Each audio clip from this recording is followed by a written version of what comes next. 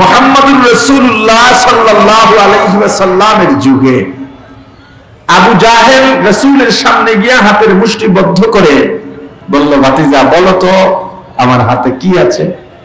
বলে, চাচা বলতে পারলে ঈমান আনবো।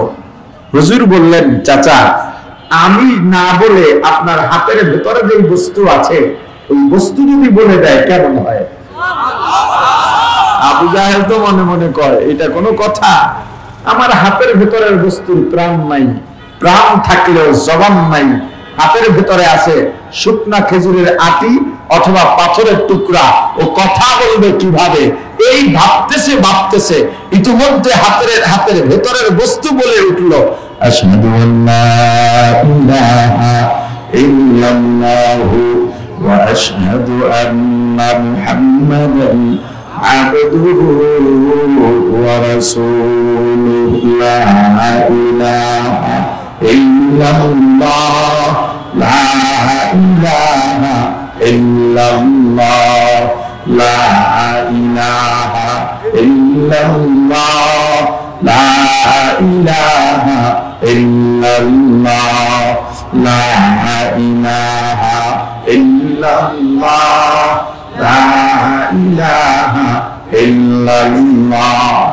আবু জাহেল ডাক দিয়া বলে, মুহাম্মদ তুমি যে এত বড় জাদুকর আমার জানা ছিল না। পাথর কথা বলবে অথবা খেজুরের শুকনা আটি কথা বলবে, এটা তো হতে পারে না, জাদুকর ছাড়া কেউ পারে না। আর একদিন আবু জাহেল রাসূলের সামনে এসে বলে, মুহাম্মদ আজকে পারলে আর একটা কাজ করে দেখাও। আজকে যদি কাজ দেখাইতে পারো তাহলে আজকে আর মিস হবে না, ঈমান গ্রহণ করব। বলে, কি করা লাগবে? জবাব দিয়া বলে, মুহাম্মদ আজকে নিয়ে এসে পোড়া খেজুরের আটি। পোড়া খেজুরের আটি। চাচা কি করা লাগবে? মাটির মধ্যে রোপণ করো। করছে। গাছ বানাও। বানাইছে। বড় বানাও। বড় বানাইছে। খেজুর বের করে দেখাও। বের করছে। পাকাইয়া আমারে খাওয়াও। পারছিলেন? আরে বলে না, পারছিলেন? আবু জাহেল ডাক দিয়া বলে, ভাতিজা তোমাকে যত বড় জাদুকর মনে করেছিলাম তার থেকেও তুমি বড় জাদুকর। আমাদের সমাজে একদম আবু জাহেল মার্কা লোক আছে না নাই?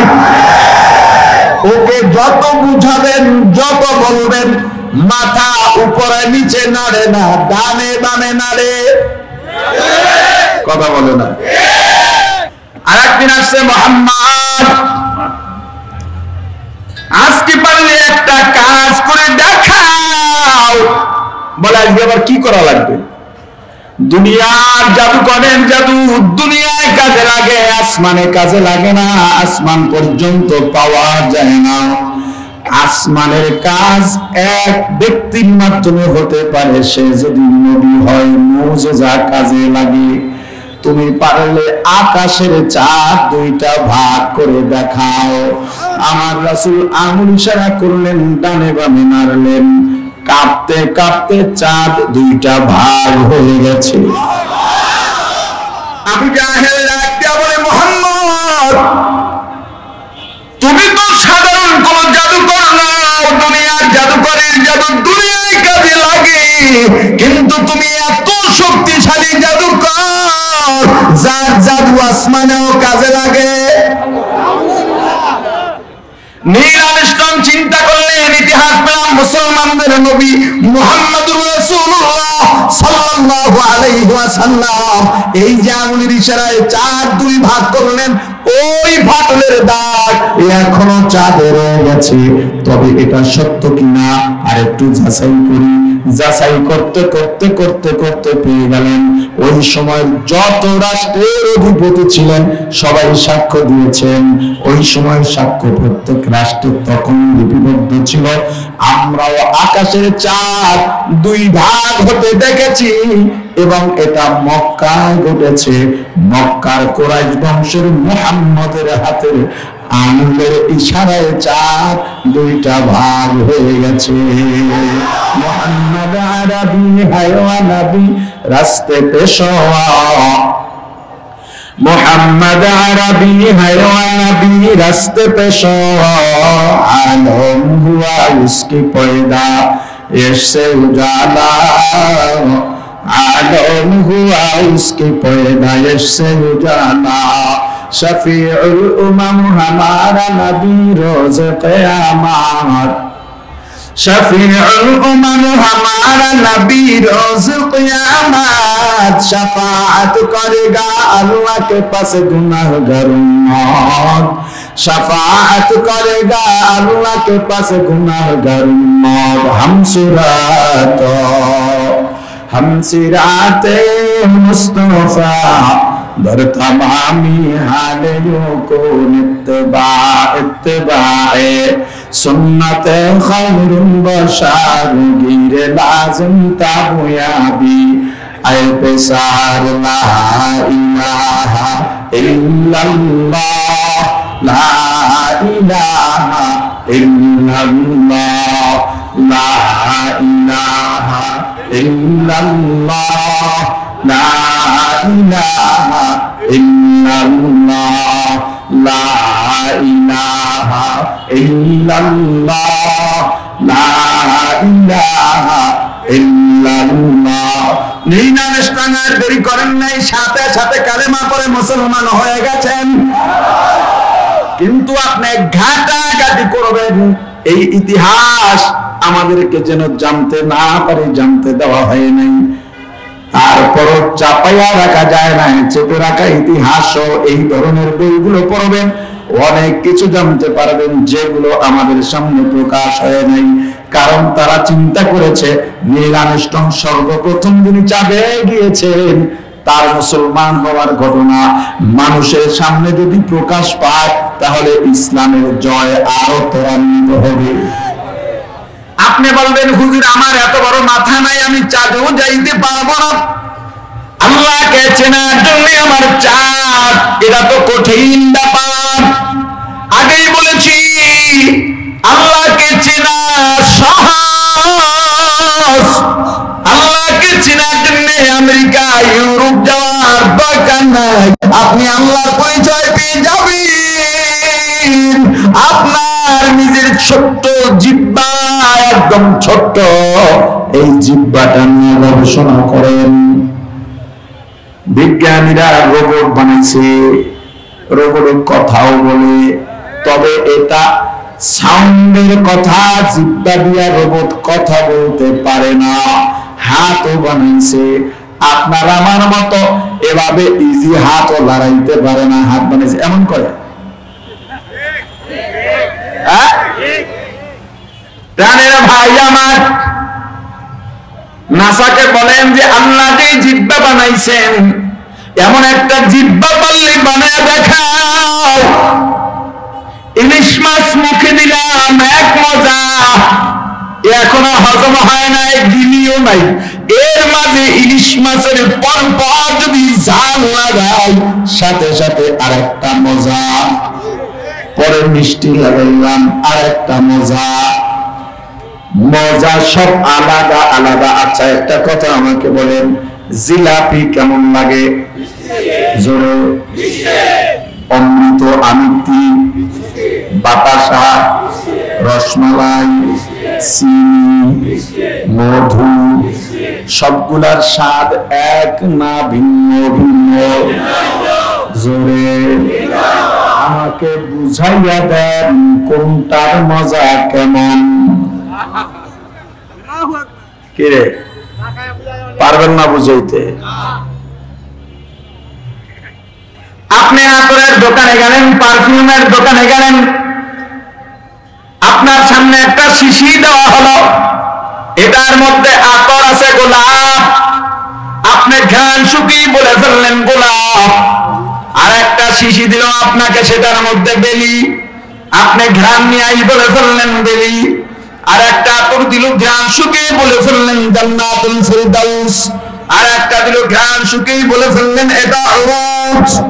আমাকে বলেন আপনি তো ঘ্রাণ আলাদা আলাদা করতে পেরেছেন, আমাকে বলেন দড়ির ঘ্রাণটা কেমন? বলে এগুলো অনুভব করা যায়, বোঝা যায়, কিন্তু বোঝানো যায় না।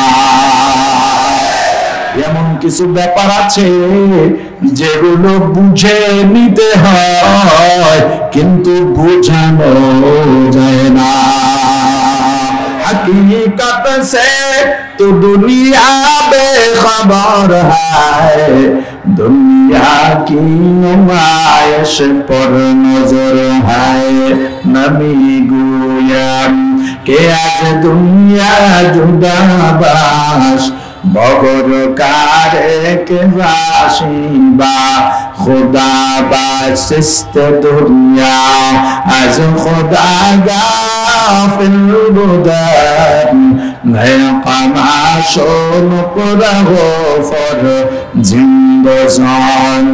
दुनिया में हो दुनिया का तलबगार नहीं हो, दुनिया में हो दुनिया का तलबगार नहीं हो। बाजार से गुजर हो खरीदार नहीं हो,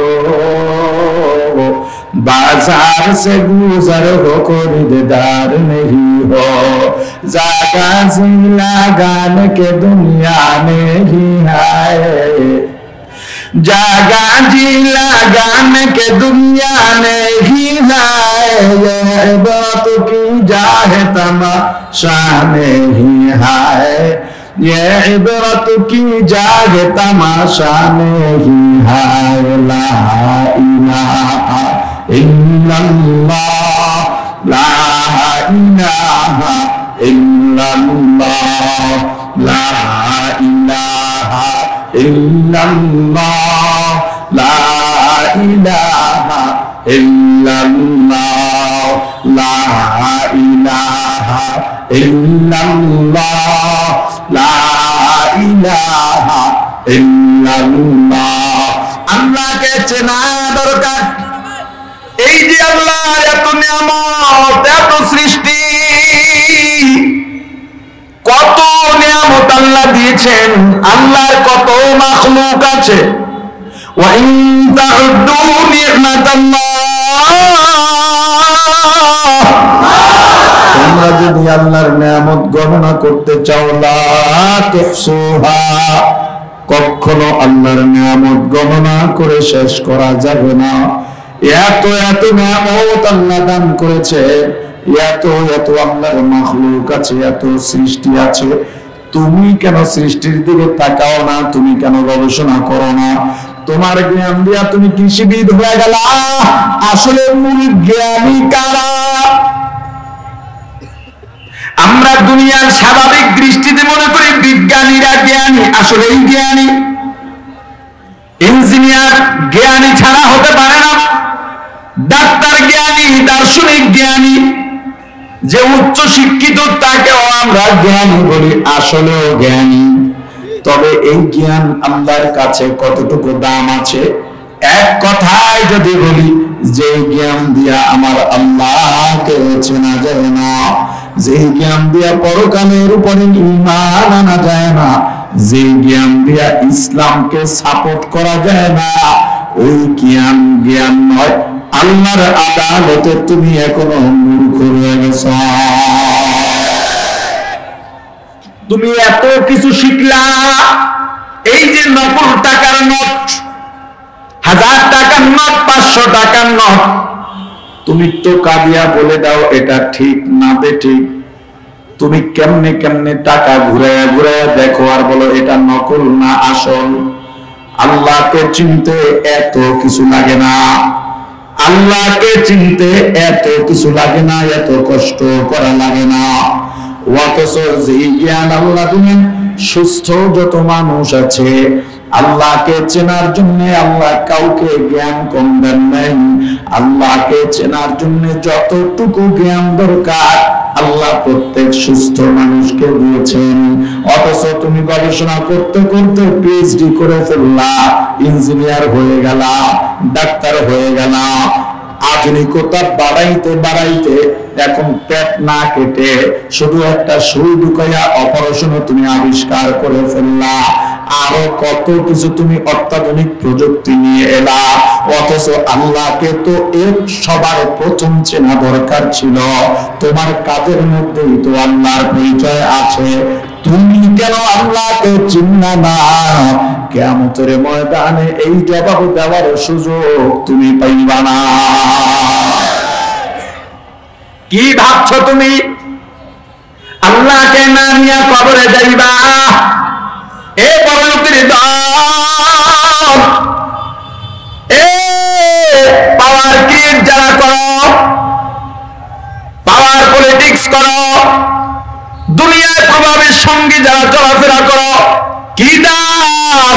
একবারও কি তুমি চিন্তা করেছো এই দুনিয়ার জীবনটা আমার কতদিনের? আমার বাবার সঙ্গে আমার পরিচয় কতদিন? আমার মায়ের সঙ্গে আমার পরিচয় কতদিন? আমার বিবি, আমার সন্তান, আমার বাবা মায়ের সঙ্গে আমার পরিচয় পরিধি হলো আমার বয়স যত, আমার তাদের সঙ্গে পরিচয় ততদিনের। আমার সন্তানের বয়স যত, ওর সঙ্গে আমার পরিচয়ের পরিধিও ততদিনের। আমার বিয়ের বয়স যতদিন, আমার স্ত্রীর সঙ্গে আমার পরিচয় ততদিনের। একবার চিন্তা করো নাই এই অল্প দিনের পরিচয়, এর জন্য মাথার ঘাম পায়ে ফেলে গায়ের রক্ত পানি করে সব উজাড় করে দিলাম, অথচ এই মুহূর্তে যদি মারা যায়, এই যে সম্পর্ক শেষ হয়ে গেল, সারা জীবনে আর সম্পর্কের জোড়া লাগবে না। يوم يفر المرء من أخيه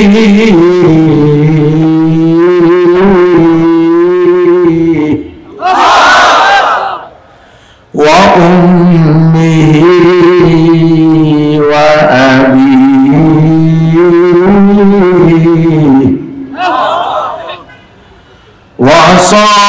وصاحبته وبنيه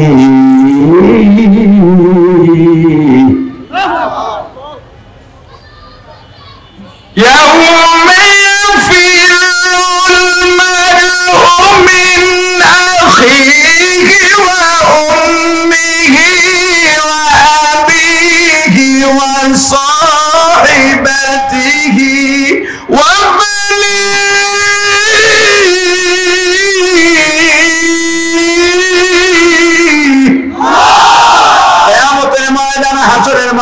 যখন শুরু হয়ে যাবে, যার দ্বারা আমল অনুযায়ী বিজ্ঞানীরা বলে সূর্য আজকে জমিন থেকে 9,30,00,000 মাইল দূরে। ওই সূর্যের মধ্যে 9টা মতান্তরে, 11টা মতান্তরে 12টা মুখ আছে। একটা মুখ খোলা, 12টা মুখ বন্ধ। ওই একটা মুখ দিয়ে যে আগুন বা আলো বের হয়, ওইটা মানুষের দিকে আসে না, উপরের দিকে যায়। দৈনিক 70,000 রহমতের ফেরেশতারা ওই আগুনের উপরে পানি ঢালে। এরপরে চৈত্র মাসের রৌদ্র, ভাদ্র মাসের রৌদ্রের তাপ সইতে পারি না। কিয়ামতের ময়দান 9,30,00,000 মাইল দূরে থাকবে না। প্রত্যেক মানুষ থেকে সর্বোচ্চ 1 মাইল উপরে থাকবে, মাথার উপর থেকে। 12টা বন্ধ নয়, 13টা সব মুখ খোলা থাকবে। একজন ফেরেশতাও মনের ভুলে 1 ফোঁটা পানি ছাড়বে না। বরং আল্লাহ বলবেন, সূর্য তোর মাঝে যত তাপ আছে সব তাপগুলো ছেড়ে দে। দুনিয়ায় উলামায়ে কেরাম দ্বীনের পথে আনার জন্য এত চেষ্টা করলেন, তকবীর করলেন, পীর মাশায়েখ তকবীরের সাথীরা উলামায়ে কেরাম ইসলাহি বয়ান মাহফিল ইস্তেমা হালকা এত চেষ্টা করছে, তবুও বোঝে নাই সূর্য তাপ বাড়া দেবে। এমন কঠিন একটা মুহূর্ত, এত গরম আর এত অসহ্য যন্ত্রণা, যার যারা আমল অনুযায়ী কারো পায়ের গোড়ালি তথা টাকনু পর্যন্ত ঘাম দেয়া ডুবন্ত থাকবে, কারো হাঁটু পর্যন্ত ঘামে ডুবন্ত থাকবে, কারো কোমর পর্যন্ত, কারো গলা পর্যন্ত। আর একদল পাপী হাবুডুবু খাবে, ঠাই পাবে না পায়ে, হাসরের ময়দানের মাটি নজর পাবে না। কিয়ামতের ময়দানে 3টা জায়গায় কেউ কাউকে পরিচয় দেবে না, চেম্বে পরিচয় দেবে না। একটা হলো বিচারের আগ মুহূর্ত, কিয়ামতের ময়দান। এই ঘামের মধ্যে কমপক্ষে 40 বছর হাবুডুবু খাওয়া লাগবে। 40 বছরের আগে বিচার কাজ শুরু হবে না। এই 40 দুনিয়ার গণনা, 40 নয় পরকালের গণনা 40। পরকালের একদিন সমান সমান দুনিয়ার 50,000 বছর। আর একটা জায়গা মিজানের পাল্লায় যখন আমল মাপা শুরু হবে, আর একটা জায়গায় চিনবে না পুলসিরতের ঘাটিতে। যদিও মা সন্তানের সঙ্গে দেখা হয়, যদি মা বাবা সন্তানকে দেখে, দেখলেই আফিরু পালাবে। মা বাবা সন্তানকে দেখলে পালাবে, ভাই ভাইকে, ভাই বোনকে, বন্ধু বন্ধুকে, স্ত্রী স্বামীকে, স্বামী স্ত্রীকে দেখলেই পালাবে। স্বামী স্ত্রী যদি দেখা হয়ে যায়, স্বামী বলবে আমি তোমার স্বামী অমুক অমুক, আমার সন্তান তোমার গর্ভে ধারণ করেছো। অনেক লেকচার দেওয়ার পরে আপনার বিবি বলবে তোমাকে চিনি না, বরং আমার বিয়েই হয় নাই। প্রাণের ভাই আমার, আল্লাহকে নিয়ে যাওয়া লাগবে ইয়াউমা কিয়ামতের ময়দানে। ইয়াউমা লা ইয়ানফাউ মালুন ওয়ালা বানুন ইল্লা মান আতাল্লাহ। কিয়ামতের ময়দানে আল্লাহর পার্টি বলো করে শোনো, দুনিয়ার মাল, ধন সম্পদ, টাকা পয়সা, স্ত্রী সন্তান, দুনিয়ার পথ পাওয়ার ক্ষমতা কোনো কাজে লাগবে না। লা ইয়ানফা, কোনো উপকারে আসবে না। কি উপকারে আসবে জানো? ইল্লা মান আতাল্লাহ। আল্লাহ বলেন যারা আমি আল্লাহর কাছে আসবে, কি নিয়া? বিকলবিন সালিম, একটা পরিশুদ্ধ কলব নিয়া।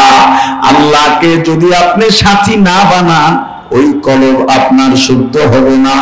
আপনার বাড়ি, আপনার ঘর, ঘরের পাশে যে পীড়া আছে, পীড়া চেনেন না আপনারা? কি কম পীড়া। আপনার বিবি ইঞ্জিনিয়ারও না, কৃষিবিদও না, একজন সাধারণ গৃহিণী, একজন মহিলা। একটা কুমড়ার আটি লাগা দিলেন, একটা শশা, একটা কদু, একটা করল্লা, 3-4 দিন বা সর্বোচ্চ 1 সপ্তাহের মাঝে 2টা সবুজ পাতা গজায় গেছে। আচ্ছা বলেন তো কি লেগে এই পাতা গজাইবে? কি কারণ? বিজ্ঞানীরা আজ পর্যন্ত বের করতে পারে নাই এই পাতা কেন গজাবে। বিজ্ঞানীরা আজ পর্যন্ত কুমড়ার আটি ছাড়া কুমড়া বানাইয়া দেখাইতে পারে নাই। ওই মাটি করে দেখেন মেশিনে আছে কিনা, কারেন্টের লাইন আছে কিনা, কিছু নাই। 2টা পাতা বের হয়েছে।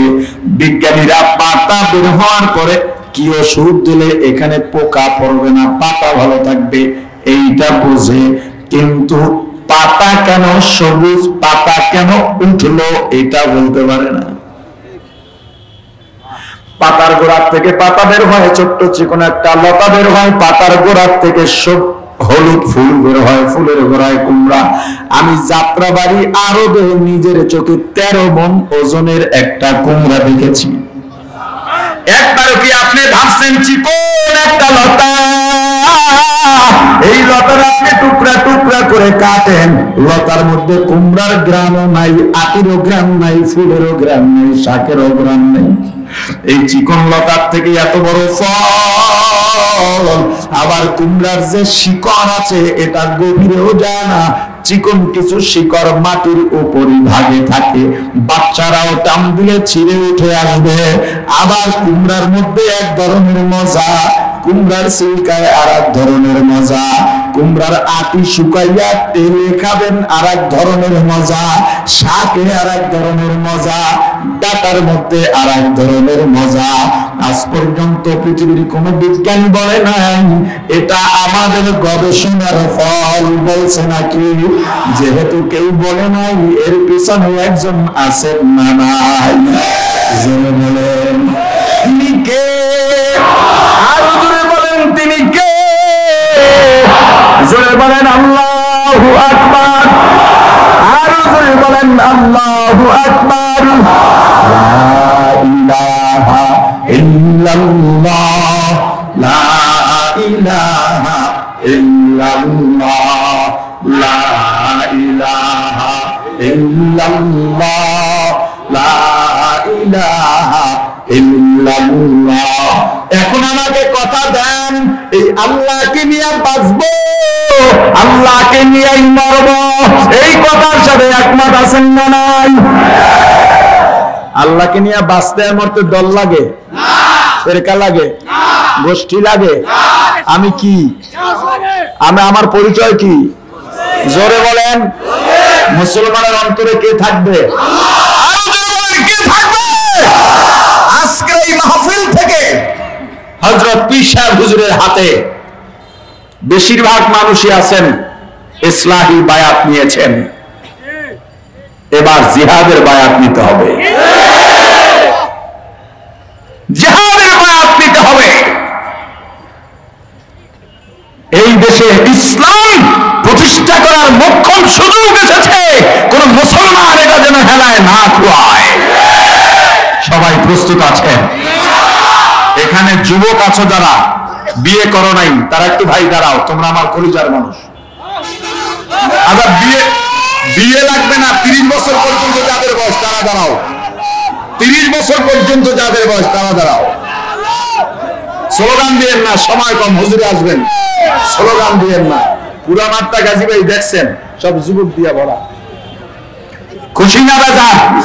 এই যুবকরা আমাকে ওয়াদা দাও, যুবক যেই পথে যাবে স্রোত সেই পথে যাবে, যুবক যেই পথে যাবে শয়তান সেই পথ থেকে ভাগবে। যুবক ইসলামের পথে রাস্তিক মতটা কসির বলার নাই বেঁচে যাবে ইনশাআল্লাহ। এই যত যুবক দাঁড়াইছ, আমাকে তোমরা ওয়াদা দাও অন্তর থেকে, আল্লাহকে হাজির নাজির জেনে, যে আমরা ইসলামের জন্য লড়বো, ইসলামের জন্য বলবো, ইসলামের জন্য মরবো। কে কে রাজি আছো? দুহাত যারা বসে আছেন তারাও হাত উঠান। আমরা সবাই ইসলামের জন্য লড়তে চাই, ইসলামের জন্য মরতে চাই, ইসলামের জন্য রক্ত দিতে হলে রক্ত দেব, জীবন দিতে হলে জীবন দেব। এদেশের রাষ্ট্র ক্ষমতা ইসলামকে দেখতে চায়।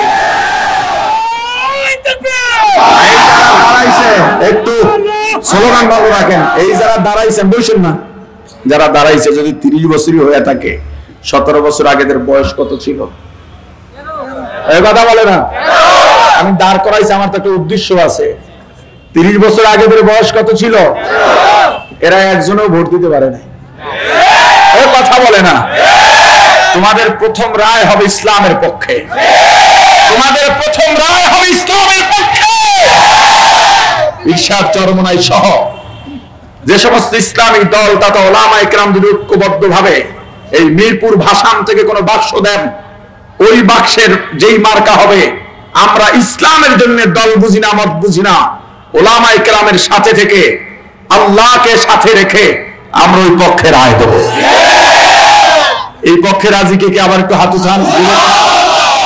মাশাআল্লাহ। বসেন, বসেন, সবাই বসেন। আলহামদুলিল্লাহ, জোরে বলি আলহামদুলিল্লাহ। সারা দেশে ইসলামের জাগরণ তুলতে হবে, শুধু রাজপথে না, অলিতে গলিতে, ঘরে ঘরে ইসলামের দুর্গ করে তুলতে হবে। সবার জবান খুলতে হবে, ইসলামের পক্ষে, বাতিলের বিরুদ্ধে চোখে চোখ রেখে কথা বলতে হবে। কোন রক্ত চক্ষুকে পরোয়া করা যাবে না ইনশাআল্লাহ। মজবুত থাকো, হিম্মত রাখো, সাহস বাড়াও। তোমার সঙ্গে কাউকে যদি নাও পাও, তোমার পাশে যদি কেউ নাও দাঁড়ায়, আল্লাহ তোমার সঙ্গে আছে। আল্লাহ তার সঙ্গে আছেন, সে দুনিয়ার কাউকে ভয় করতে পারে না। আল্লাহ কবুল করেন আমাদেরকে। আমি অল্পতে শেষ করব। পীর সাহেব হুজুর এসে গুরুত্বপূর্ণ দিক নির্দেশনা আপনাদের দেবেন, বয়ান করবেন। তার মায়াবী আলোচনা, হৃদয়গ্রহী আলোচনায় বহু ডাকাত দিনের পথে এসেছে। এগুলো আমাদের চোখের সামনে বারবার ঘটেছে। আমরা শুকরিয়া আদায় করি আলহামদুলিল্লাহ। পীর সাহেব হুজুরের নেক হায়াত আল্লাহ বাড়িয়ে দিন, তার ইলমে বরকত দান করুন, তার হিলমে বরকত দান করুন। তার জিসমে বরকত দান করুন, তার ছায়া এই জাতির উপরে আল্লাহ দীর্ঘ করে দিন। আরো জোরে বলি আমিন। এই যে মাদ্রাসার উদ্যোগে মাহফিল, আমি আগেই বলেছি, গাজী ভাইদের সবাই তো নিয়ম কানুন থাকে না। অনেক সময় দেখবেন ট্রেনে সিরিয়াল দিয়া টিকিট কাটা লাগে, দুই একজনের সিরিয়াল ছাড়াই যে টিকিট কাটে, আছে না নাই? দুই এক জায়গায় তো নিয়ম থাকে না। আমি যে কাম করি না, এই কাম আগ্রহের সাথেই করতেছি, গাজী ভাইদের তো আমার নিয়ম টিয়ম সব ভেঙে যায়। ওই যে উপস্থাপনার সময় বলছেন, আমি আসলে মাহফিল ছেড়ে দিয়েছি বিভিন্ন ব্যস্ততায়, তো কিছু কিছু করি আর কি। যেমন এই গাজী ভাই বললেন, চলে এলাম। যেই মাদ্রাসার উদ্যোগে আজকের মাহফিল, এখানে ৩য় তলার কাজ চলে। আমি খুবই অভিভূত, কারণ এই মাদ্রাসাটা বেশি দিন শুরু হয়েছে, বেশি দিন হয় নাই, হয়তো হয়েছে জানি না। গাজী ভাই যোগ হয়েছেন, বেশি দিন হয় নাই। গাজী ভাই যোগ হওয়ার পর আমি 2 থেকে 3 বার এখানে এসেছিলাম।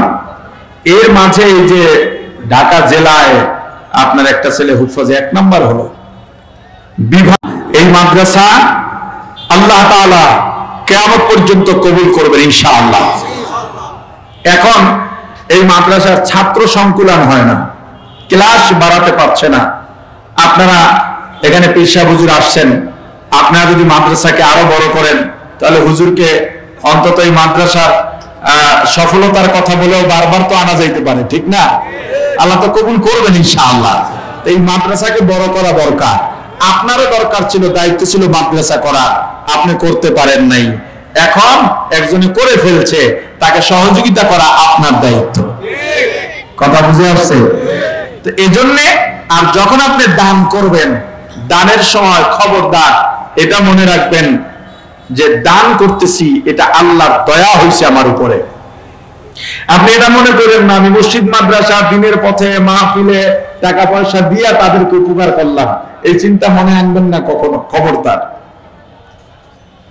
বরং আপনি মনে করবেন আল্লাহ এত মানুষের টাকা আছে এই দুনিয়ায়, এত ধনী আছে, তার টাকা মাদ্রাসার জন্য কবুল করেন নাই।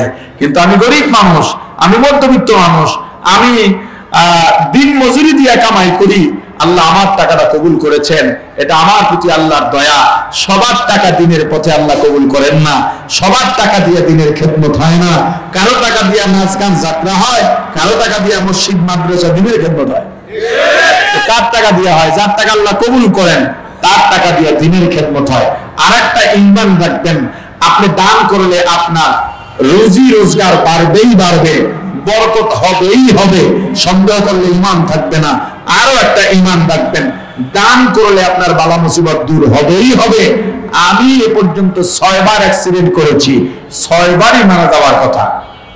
লাস্টে যেবার অ্যাক্সিডেন্ট হয়েছে, আমার গাড়িতে 4.5 লাখ টাকা লাগছে ঠিক করতে। বোঝেন কেমনে পড়ছি আর কি অবস্থা। কিন্তু আমার 6টা অ্যাক্সিডেন্টে একবার শুধু ওই যে পাতলা পাঁচকলি টুপি মাথায় দিয়ে যেটা, ওইটা হারায় গেছিল। এছাড়া একবারও আমার কোনো ক্ষতি হয় নাই, শুধু গাড়ির ক্ষতি হয়েছে। আমি বিশ্বাস করি, আমি সব সময়, আল্লাহ রাসূল বলেছেন, যেখানে যখন চাইবে, যেখানে দিনের জন্য চাইবে শরীক হইবা, কোনটা কবুল আল্লাহ করেন বলা যায় না। দান সদকা করলে অবশ্যই বালা মুসিবত থেকে আল্লাহ হেফাজত করবেন। এরপর ছোটখাটো বিপদে পড়লে মনে করবেন দানের উসিলায় আল্লাহ আমাকে ছোট বিপদ দিয়েছেন, না হয় আরো বড় বিপদে পড়তে পারতাম। এখন এখানে ছাদ একজনে দিয়ে দেবেন, বলেন আলহামদুলিল্লাহ। এই ছাদের নিচে 11টা পিলার লাগবে। কয়টা? জোরে বলেন। দুঃখিত, 21টা পিলার লাগবে।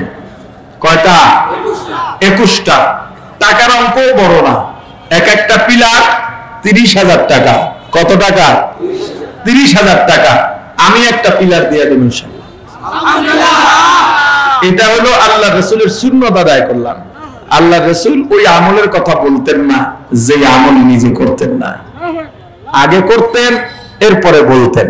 আমি আগে করছি এরপরে বলতেছি, আমার পরে স্টেজ থেকে 2-4 জনে বলবে, এরপর মাঠের থেকে নাম নিব।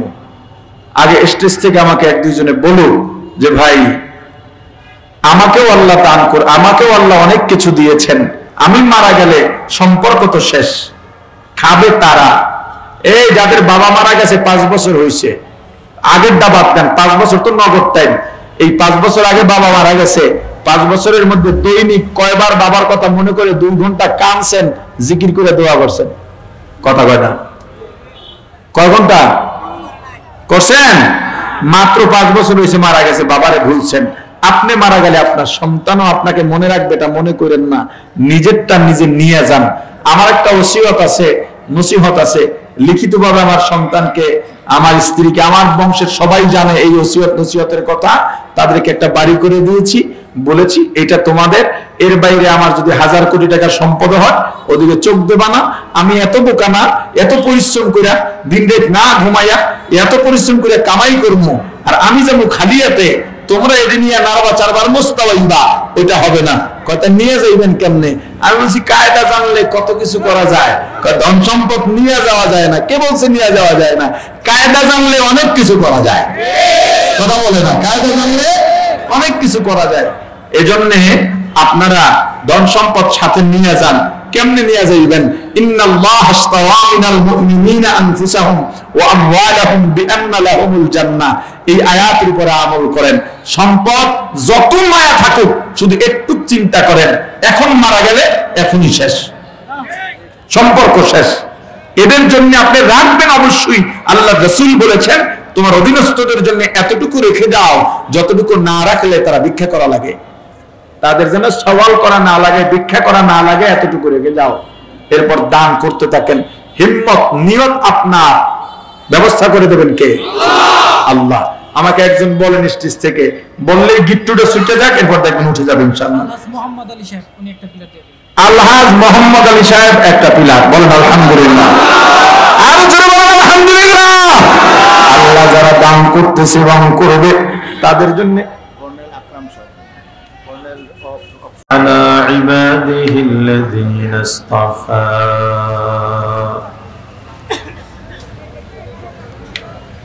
أما بعد فأعوذ بالله من الشيطان الرجيم بسم الله الرحمن الرحيم إن في خلق السماوات والأرض واختلاف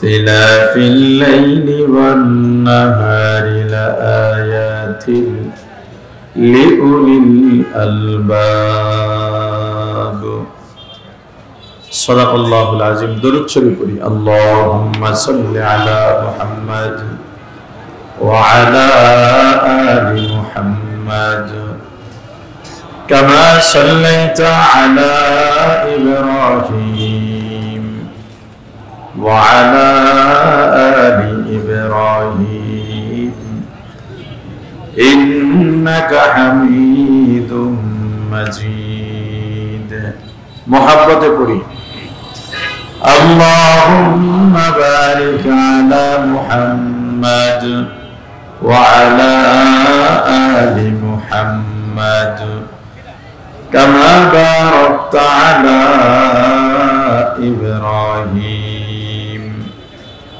وعلى آل إبراهيم إنك حميد مجيد يا حي يا قيوم برحمتك استغيث أصلح لي شأني كله ولا تكلني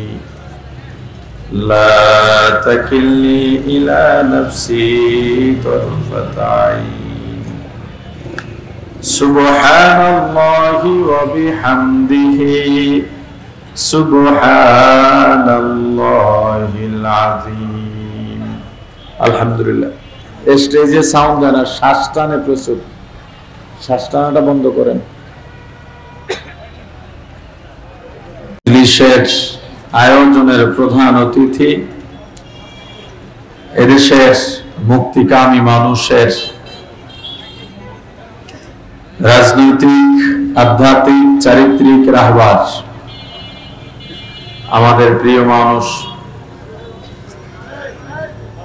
হযরত পীর সাহেব হুজুর চরমনাই হাফিজাহুল্লাহ তাআলা, দেগার মুআজ্জাজ মুকাররম হযরত উলামায়ে কেরাম, দূর দূরান্ত থেকে আগত ইসলাম প্রিয়, দিন প্রিয়, মর্দ মুজাহিদ, আল্লাহ রাব্বুল আলামিনের আশিকিন, জাকিরিন, শাকিরিন মুসলমান ভাইরা, কলিজার টুকরা সমবয়সী যুবক ও ছাত্র বন্ধুগণ, পর্দানিশী মা ও বোনেরা, আল্লাহ তাআলা দরবারে লাখ কোটি শুকর ও সুজুদ যে মহান রব্বুল আলামিন আমাদেরকে হায়াত তৈয়বা দান করে দুনিয়ার জান্নাতের বাগান কোরআন ও সুন্নাহর আলোচনার এই মুবারক মজলিসে আশা ও বসার মতো তৌফিক দান করেছেন, আলোচনা শোনার মতো সুযোগ করে দিয়েছেন, এজন্য শুকরিয়া আদায় করি আলহামদুলিল্লাহ। অপাটা কুল এখন গুনগুন করে মাথা ধরে যাইতেছে, বেস কমান, বেসিক সাউন্ডটা দেন। আমি যেভাবে কথা বলি আমি এই সাউন্ডটা পাইতে চাই, মডিফাই করেন না। আজকের মাহফিলে আসছি মূলত আপনাদের দোয়া নিতে আর গাজী ভাইয়ের নির্দেশ পালন করার জন্য। আপনাদের মাদ্রাসার মুহতামিম, উনি সব জায়গায় আমাকে পরিচয় করান ওনার বন্ধু। আসলে আমি ওনার অনেক জুনিয়র এবং বড় গলায় আমি বলি, আমার যে কয়েকজন বড় ভাই আছেন এর মধ্যে গাজী ভাই হলেন যাকে আমি অনুসরণ করি। বড় কোনো সমস্যা হলে যখন মনে করি আমার একজন প্রপার মুরব্বী দরকার যার সঙ্গে পরামর্শ করব, তিনি গাজী ভাই। আমি তার মাদ্রাসায়ও কয়েকবার এসেছি। কিছু কিছু মাহফিল আছে, আজকেও ব্যস্ততা ছিল, আম্মা খুব অসুস্থ, আব্বাও রাতে আসছেন ঢাকায়। অন্য মাহফিল হলে এই অজুহাতে মাহফিল যাইতাম না, এটা শিওর। গতকালের মাহফিলেও যেতে পারিনি, যেহেতু আব্বা আসছেন কেবল, তাকে সময় দিতে হয়েছে। এর মাঝে কিছু মাহফিল থাকে যেখানে যেতে পারলে ভালো লাগে, এখানে উপস্থিতি কেমন, আয়োজন কেমন, খাওয়া দাওয়া কেমন হবে, হাদিয়া তোফা ভাড়া কেমন দেবে, এসব হিসাব থাকে না। আসতে পারলে ভালো লাগে। তার মধ্যেও গাজী ভাই মাহফিল আলহামদুলিল্লাহ। আপনারা অপেক্ষায় আছেন হযরত পীর সাহেব হুজুর বয়ান করবেন, তার থেকে আমরা ইসলাহি বয়ান নিয়ে দ্বীনের রূহের খোরাক নিয়ে এখান থেকে ফিরব। এর আগে তরতিব রক্ষা করাও আদব, সেই তরতিব রক্ষা করতে আমি বসেছি। আল্লাহ বলেন, ইন্না ফি খালকিস সামাওয়াতি ওয়াল আরদ, আসমান ও জমিনের মাঝে যত সৃষ্টি আছে, মাখলুক, ইখতিলাফিল লাইলি ওয়ান নাহার, এবং রাত ও দিনের ভেতরে যে একটা ইখতিলাফ আছে, আবর্তন আছে, কখনো দিনের ভেতরে রাত ঢুকে যায়, কখনো রাতের ভেতরে দিন ঢুকে যায়। এই যে দুইটা দিক বললেন, লিউলিল আলবাব, এই সৃষ্টির মাঝে, রাত দিনের ইখতিলাফের মাঝে, চন্দ্র সূর্যের ইখতিলাফের মাঝে যারা বুদ্ধিমান তাদের জন্য শিক্ষা নিদর্শন রয়েছে। নিদর্শন কাদের জন্য? জবাব দিতে হবে। যদি আপনারা বলেন জবাব দেবেন না, তাহলে আমার বয়ান সামনে আগাইতে পারব না। আপনারা বসছেন জবাব দেওয়ার জন্যই, এটাই বাস্তবতা, এটা আপনার দায়িত্ব। এবং আলেমদের আলোচনার মাঝে জবাবের অপশন এলে জবাব দেবেন, এতে সত্য সাক্ষীর সওয়াব পাবেন।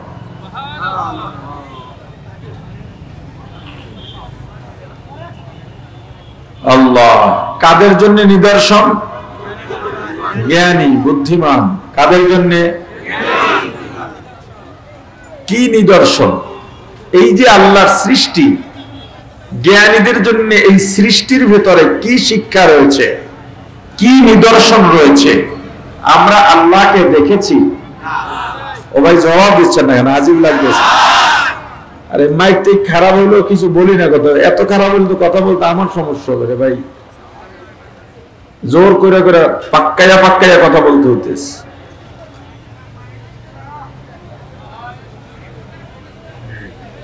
আল্লাহকে দেখেছি?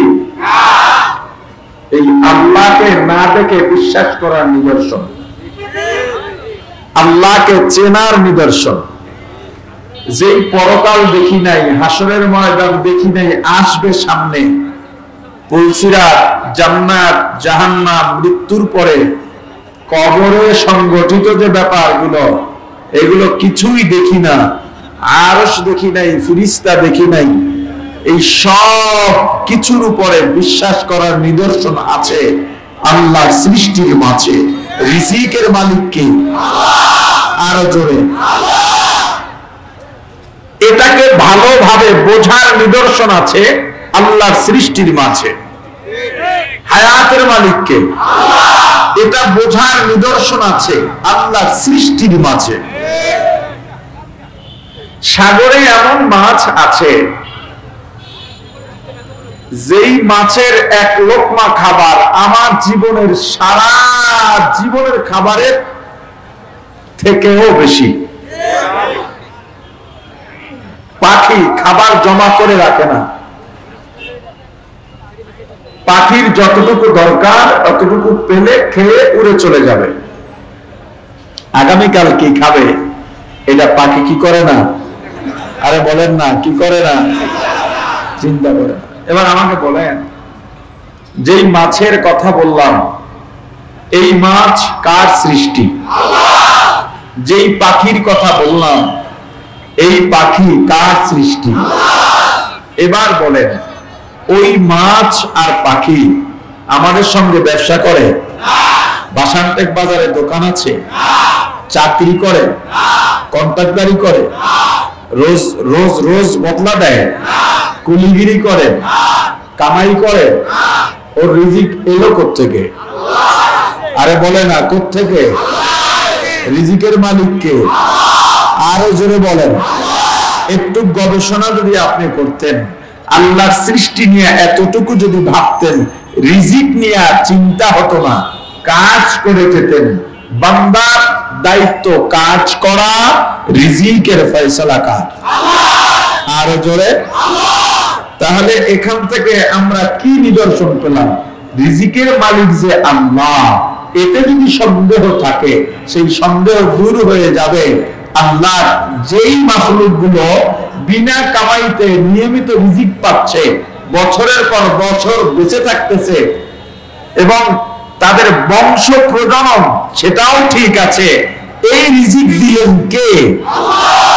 যেই আল্লাহ সাগরের ভেতরে মাছের রিজিকের ব্যবস্থা করতে পারলেন, গাছের উপরে বসবাসকারী পাখির রিজিকের ব্যবস্থা করতে পারলেন, সেই আল্লাহ আপনার আমার এত পরিশ্রমের পরেও রিজিকের ব্যবস্থা করতে পারবেন কি না?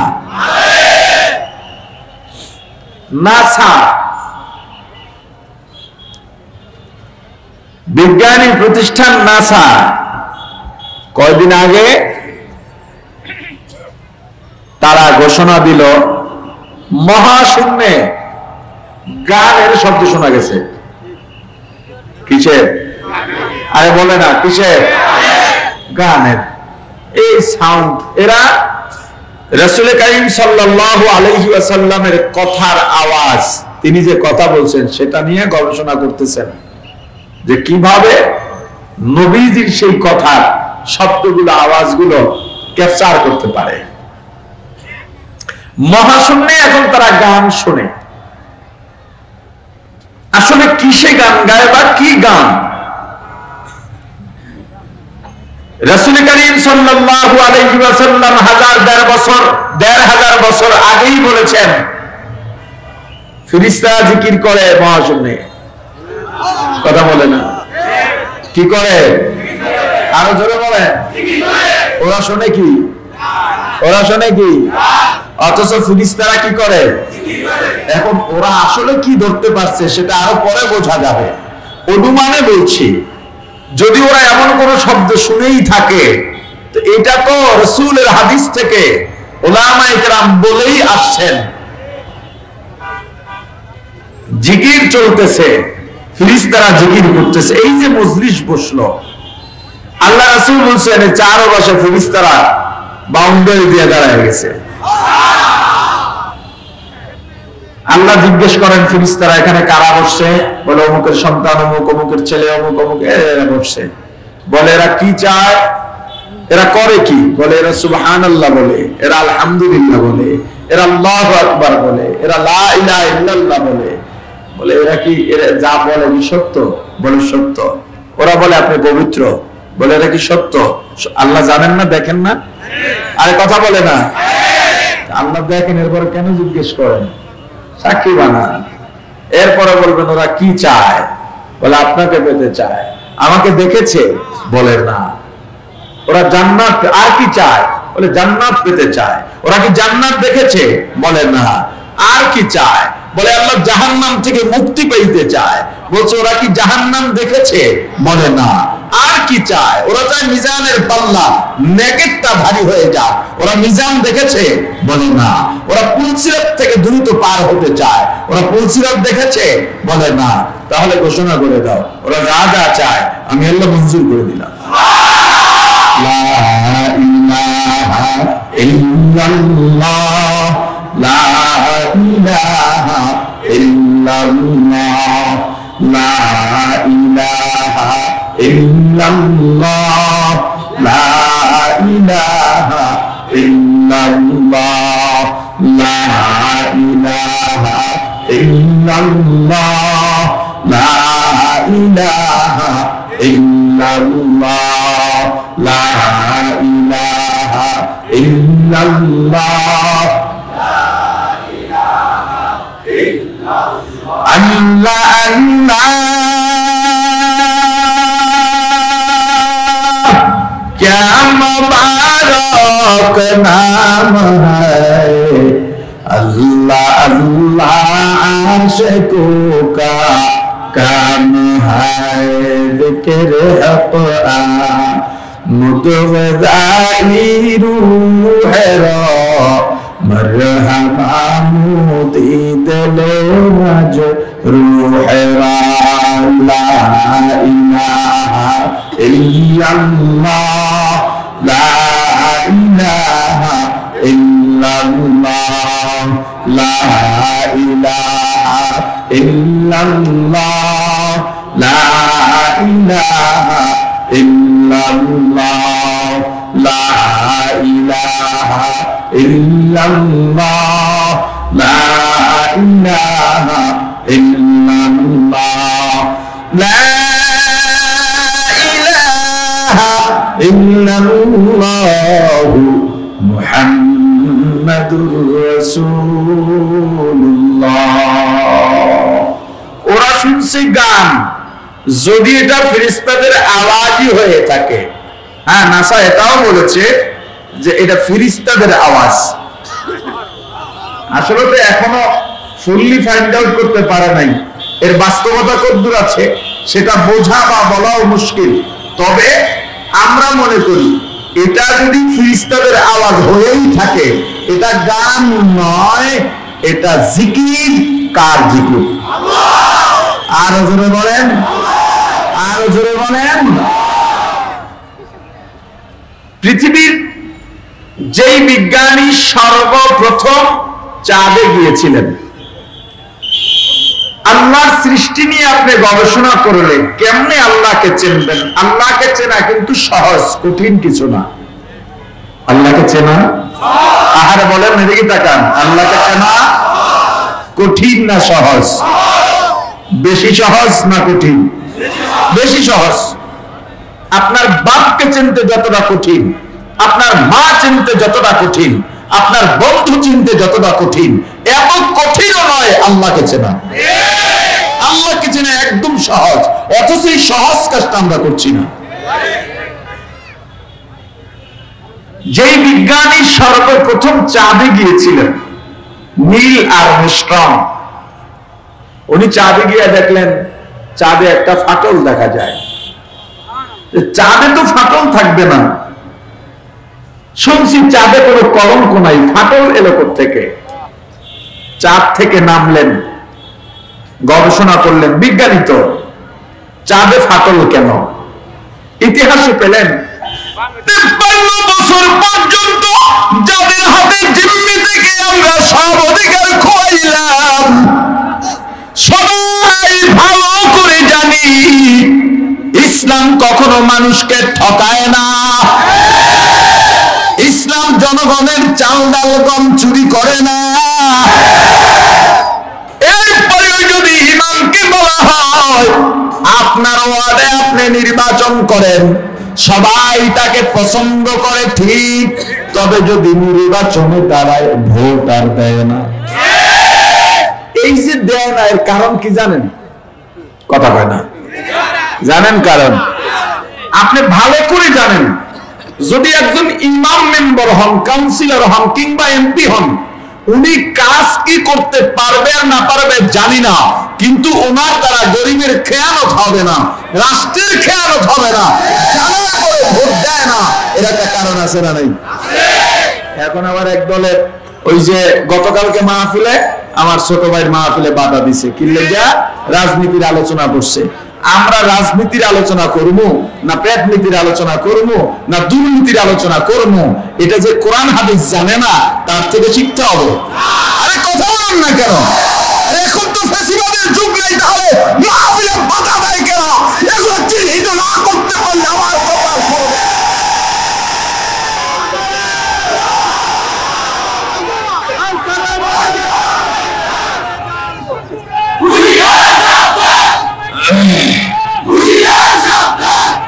এখনো সময় আছে, সচেতন হন। এখনো সময় আছে। আর কবে বুদ্ধি করবে?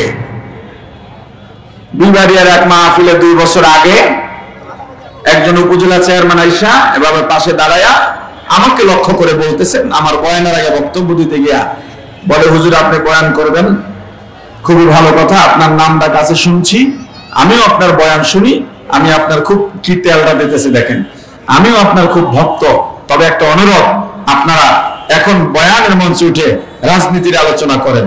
আমি বলছি করব না। কি বলছি? এখন ওনার বক্তব্য, উনি বক্তব্য শুরু করে বলতেছে, প্রিয় এলাকাবাসী, আপনাদের ভোটে আমি নির্বাচিত হয়েছি। আমি তো জানি উনি ভোটে হয়েছে লড়াইতে হয়েছে, কথা কয় না। যার দ্বিতীয়বার বলল আমার নেত্রী আপনাদের জন্য এইটা করছে, আমি অমুক প্রতীক নিয়ে আপনাদের সামনে আসছিলাম, বললাম আপনার বক্তব্য বন্ধ করেন। বলে কেন? রাজনৈতিক আলোচনা ওয়াজের মঞ্চে আপনি কোন সাহসে করতেছেন? আপনি আমাকে বললেন রাজনীতির আলোচনা করা যাবে না। এই যত জনস্রোত এখানে আপনার জন্য আসে নাই, কোরআনের কথা শুনতে আসছে, রাসূলের আদর্শের কথা শুনতে আসছে, আলেমের জবানের কথা শুনতে আসছে। আপনি পাওয়ার নিয়ে এখানে দাঁড়াইয়া সেই আলেমের জবান বন্ধ করে আপনার জবান ছাড়ছেন, যেটা আমাকে নিষেধ করলেন সেটা নিয়া। কি যেমন আছে না?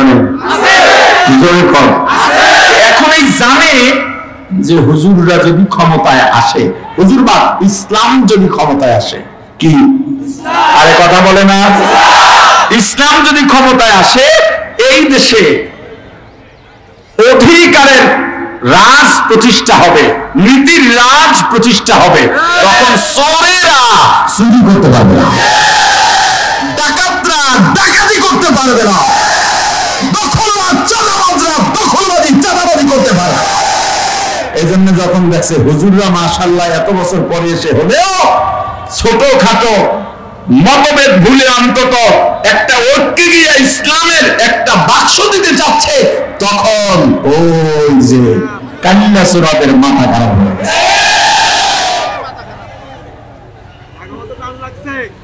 আমি তাফসিরে জালালাইনের বছর চাঁদপুরে একটা মসজিদে নামাজ পড়াইতাম। আমার একটা বন্ধু ছিল ওই মসজিদ এলাকার, ও সবসময় আমার সঙ্গে থাকতো। এমনকি ওর বাড়িতে ভালো রান্না হলে বাটি ভরে আমার সাথে এসে খেত মসজিদের রুমে। আবার আমাকে যদি কোনোদিন মসজিদওয়ালারা ভালো খাবার দিত আমি ওরে ডাকতাম, কিন্তু জুমা আমার পিছনে পড়তো না। সবাই আমার লজ্জা দিত, হুজুর আপনার বন্ধু 5 ওয়াক্ত আপনার পিছনে পড়ে। আমি মাদ্রাসায় গেলে সে বসে থাকতো, মাদ্রাসা থেকে বের হতাম, সাইকেল ছিল, একসাথে আবার আসতাম। এমন কি আমি যেই রাজনীতি করি সে সেই রাজনীতিও করতো না। আমি চাঁদপুরের তখন ছাত্র সংগঠনের সভাপতি, ও আমার সাথে সব প্রোগ্রামে যাইতো, এয়ামত দিত, কিন্তু আমার দল করতো না, যাইতো আমার বন্ধুত্বের খাতিরে।